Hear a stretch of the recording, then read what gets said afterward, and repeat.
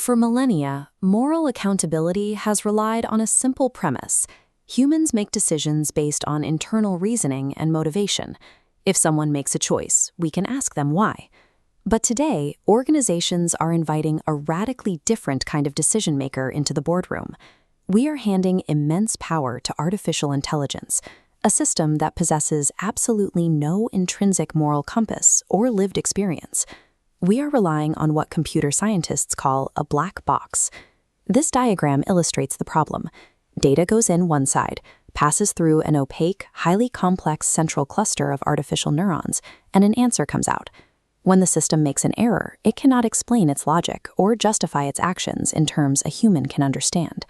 Because the machine operates entirely without intention or morality, it cannot bear responsibility.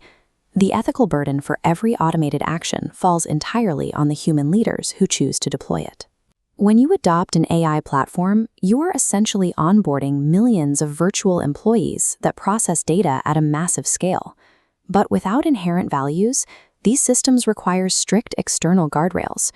Consider Amazon's experimental recruiting tool. The company trained an algorithm to vet resumes, but the system quickly taught itself that male candidates were preferable, systematically downranking female applicants based on historical industry data. The consequences of these blind spots extend far beyond internal audits. In the ongoing Mobley versus Workday lawsuit, plaintiffs allege algorithmic bias in the hiring software. Unchecked code creates massive legal and reputational liability for the institutions using it. Zoom out and the risks become systemic. In regions like Latin America, deploying ungoverned AI across industries threatens to displace workers in fragile labor markets, amplifying structural inequalities that already exist. Managing AI as a simple IT upgrade creates a strategic blind spot. Effective leadership treats these systems as systemic risks, requiring their own governance. Former U.S. Secretary of State Henry Kissinger proposed a framework for managing AI agency, starting with a crucial first imperative: limiting the machine to preserve human control. Limiting an AI means establishing unbreakable, hard-coded barriers around high-risk environments. This applies to sensitive domains like criminal justice sentencing, public health diagnostics, and the handling of confidential data. Legitimacy in governance rests on a human foundation. When a decision dictates the trajectory of someone's life, an accountable human must remain in the loop. In environments where errors carry severe consequences, the ethical default must always be strict human oversight, forcefully restricting the AI's autonomy. The second level of agency is collaboration. This happens in daily workflows when human operators partner with AI to draft medical prompts, analyze data sets, or generate content. But this partnership holds a hidden danger. Researchers have identified at least 21 human cognitive biases that can corrupt AI outputs. To defend against this, interdisciplinary teams must actively audit prompts and mitigate these biases before they take root. Ethical collaboration requires work. It demands diverse human participation to actively prevent the machine from simply reflecting and amplifying our own blind spots. The final level of agency is delegation.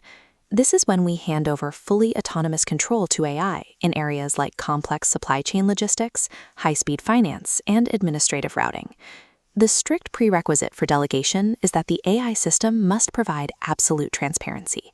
It must be able to explain exactly how it arrives at its outputs. This demand for explainability is becoming codified in global regulatory standards. Rejecting black box automation aligns directly with the core principles of the EU AI Act, a comprehensive legal framework governing artificial intelligence across Europe. Leaders must have the strategic courage to reject highly efficient AI systems if those systems cannot be audited, explained, or held accountable for their actions. Meeting global regulations is merely a baseline. Legal compliance tells you what you are allowed to do, but it does not provide a complete framework for internal governance. This diagram shows the gap between the two. There are actions that are entirely legal, like deploying an algorithm that relies on culturally biased proxy data, or whistleblowing on a dangerous project, that sit in a deep ethical gray area. Navigating that gap requires dedicated internal structures. Organizations are now appointing AI ethicists and forming interdisciplinary committees to define their unique values and evaluate risk. True AI governance is a team sport. It requires a proactive, collaborative effort to bridge the distance between what the law permits and what is morally right. To get started, organizations must execute a 3-step mandate: perform an ethical SWOT analysis, implement workforce digital literacy programs, and formalize AI governance protocols. Adopting AI tests the core integrity of an institution. This technology forces leaders to confront the philosophical limits of automation. The ultimate rule of AI adoption is this: at the end of every automated chain of code, a human must always take responsibility. The long-term viability of an organization rests on the moral clarity and courage of its leaders. Raw computing power is a secondary concern to the humans who govern it.